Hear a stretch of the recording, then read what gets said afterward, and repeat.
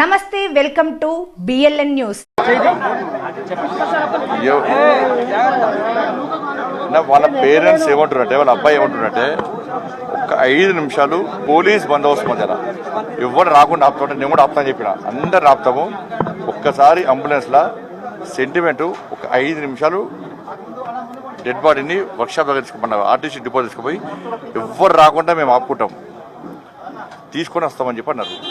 దానికి అది RTC depot Pakistan ఉందా బంగ్లాదేశ్ నాకు అర్థం కాలేదు. ఇక్కడ పోలీస్ బందోబస్తు కింద పెట్టినప్పుడు ఆడ బందోబస్తు పెట్టి 5 నిమిషాలు తీసుకోవడానికి ల్యాండర్ ప్రాబ్లం కూడా కుటుంబ సభ్యులు చచ్చిపోతారు పొద్దు నుంచి రాత్రి నుంచి. నేను చెప్పినా వాళ్ళు ఇంటలేరు. వాళ్ళు ఏమంటున్నారు సెంటిమెంట్. ఇప్పుడు మా కార్యకర్త ఎవరైనా అయితే మా పార్టీ ఆఫీస్కి పోతాం. సెంటిమెంట్ అది ఎవరికైనా సెంటిమెంట్. అది ఆ సెంటిమెంట్ నిలబడుకోకుండా సెంటిమెంట్ కూడా దెబ్బతీస్తామంటే మనుషులు ప్రాణాలు తీస్తారు, మనుషులు సెంటిమెంట్ దెబ్బతీస్తున్నారు. వాళ్ళు ఏమంటున్నారు ఇప్పుడు డెడ్ బాడీ మీరేసుకోబోరి రేవంత్ రెడ్డి గారిని వచ్చి దానం చేయమని చెప్పి పేరెంట్స్ అంటున్నారు. ఇప్పుడు కావాలనే ఇక్కడ ప్రభుత్వము ల్యాండ్ ఆర్డర్ ప్రాబ్లం తీసుకొచ్చి ఒక భయానక వాతావరణం సృష్టించి ఆర్టీసీ కార్మికులను బెదిరించే ప్రయత్నం చేస్తున్నది. ఇది మంచి పద్ధతి కాదు, ఇది ప్రభుత్వానికే నష్టం. వాళ్ళ కుటుంబ సభ్యులు ఒప్పుకోలేరు. ఒప్పుకున్నప్పుడు ఏం చేయాలి? 5 నిమిషాలు పోలీస్ బందోబస్తు మధ్యలో పోలీసులను తీసుకోమంటున్నారు. మేము ఎవ్వరు సార్ మా కుటుంబ సభ్యులు ఇద్దరం వస్తాము తీసుకోమని చెప్పంటున్నారు. లాస్ట్ వాళ్ళ అబ్బాయి ఇప్పటికి నిలబడ్డాడు. కాబట్టి ఇది ప్రభుత్వం గమనించాలి. ల్యాండ్ ఆర్డర్ ప్రాబ్లమ్స్ కానీ ఎవరికి లేదు, ప్రభుత్వానికే ఉంది. ఆత్మ బలిదానం చేసుకున్న ఒక కార్మికుని పట్ల పోలీసులు ఈ రకంగా వివరించడానికి ఉదయం నుంచి కూడా ఆందోళన చేస్తున్నారు తీసుకెళ్తామని.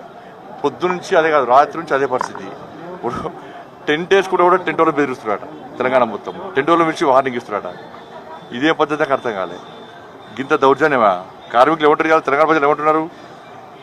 పెయిన్ అమెరికాలో పోయేటటువంటి పరిస్థితి. అంతకుముందుకు అదే పరిస్థితి, ఇప్పుడు అదే పరిస్థితి. ఇది ఎవరు పేరు కోసమో పేరు ప్రఖ్యాతుల కోసమో ఎవరు పనిచేస్తలేరు. ఇక్కడ ఇవాళ వాళ్ళ పేరెంట్స్ యొక్క చివరి కోరిక ఒక్కసారి పోయి అక్కడ చూపెట్టండి అంటున్నారు. ఎవరు రామంటున్నారు. ఎవరు వచ్చినా మేమే కంట్రోల్ చేస్తామని వాళ్ళ పేరెంట్స్ అంటున్నారు, కుటుంబ సభ్యులు అంటున్నారు. ఎవరు వచ్చినా మేము కంట్రోల్ చేస్తున్నాం, ఏ పార్టీ రాదు, మేమే మా కుటుంబ సభ్యులము, బాడీ పోలీస్ రండి ఒకసారి 5 నిమిషాలు అక్కడ ఉంచేస్తామని చెప్పి అంటున్నారు. వాళ్ళు ఏం అడుగుతలేరు. లేకుంటే మేము దాన సంస్కారం చేయమంటున్నారు. రేవంత్ రెడ్డి గారిని వచ్చి దాన సంస్కారం చేసుకోమని చెప్పండి. ప్రభుత్వం ఎట్లా చూడొచ్చండి? ఇంత పెద్ద ఇన్సిడెంట్ జరిగితే రాజకీయాలు కావాలని శివాలతో రాజకీయాలు చేస్తుండడానికి కాంగ్రెస్ ఇప్పుడు చనిపోయిన బాధలు ఉన్నాం మేము. కాంగ్రెస్ వాళ్ళు మాట పట్టించుకుంటామని. మరి ఇదే కాంగ్రెస్ వాళ్ళు ఇంతకుముందు బీఆర్ఎస్ హయాంలో అప్పుడు ఆర్టీసీ కార్మికుడు బాబు చనిపోతే ఇదే కాంగ్రెస్ వచ్చి ఊకదమ్ముడు ఉపన్యాసం ఇచ్చారు కదా. అప్పుడు శివరాఖ్యాలు చేశారు. అలానా అప్పుడు శివరాఖ్యాలు చేశారు. అప్పుడు అంటే వాళ్ళు చేస్తున్న సంసారం, ఇంకోటి చేస్తే వ్యభిచారం. ఈ కాంగ్రెస్ మాట లోడుచుకుంటారు. జనం తిడుతున్నారు, ఎట్లా తిడుతున్నారు, జనం పొట్టు తిడుతున్నారు. ఇప్పుడు నేను నాకు ఎవరు లేదు, వాళ్ళు రిక్వెస్ట్ చేస్తున్నారు. వాళ్ళ పేరెంట్స్ వింటలేరు. పోలీసులు సార్ మీరు మాట్లాడమని చెప్పిన పేరెంట్స్ ఒప్పుకుంటే మాకు ఇబ్బంది, మాకు ఇబ్బంది లేదు కదా. పేరెంట్స్ పోయిన వాళ్ళ అబ్బాయి కూడా ఒప్పుకుంటాడు, వాళ్ళు కూడా ఒప్పుకుంటారు. కనీసం మర్యాద.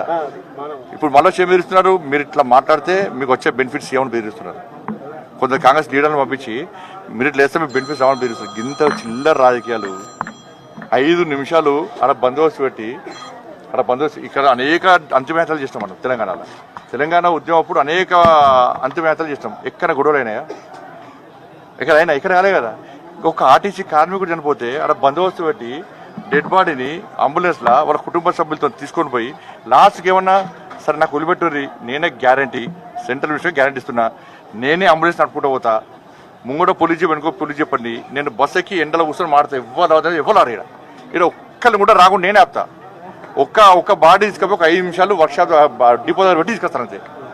ఇది కూడా చెప్పినా కూడా మొండివాదం చేస్తే రేపటిదాకా డెడ్ బాడీ కట్టిన ఉంటుంది. రేపటిదాకా నేను కూడా ఇక్కడ ఉంటా. వాళ్ళు అదేంటున్నారు, పోనీ ఏమని చెప్పారు, పోరా సార్ ల్యాండ్ ప్రాబ్లం వస్తుంటారు. ల్యాండ్ ప్రాబ్లం ఎందుకు వస్తుంది? కార్మికులు దొంగల లంగల కార్మికులు వాళ్ళ డిమాండ్ కోసం ప్రయత్నం చేస్తున్నారు, అడుగుతున్నారు.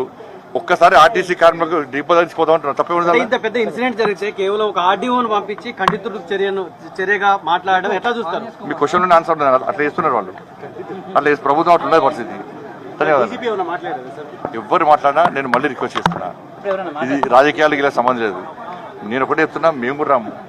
మీరు తీసుకుపోతే మేము కూడా అంతిమ యాత్రలో కూడా ఉన్నాం. అంతిమ యాత్రలో మేము ఉండం. ఒక్కసారి తీసుకుపోయి వాళ్ళ చివరి కోరిక తీసుకోమని చెప్తున్నాం.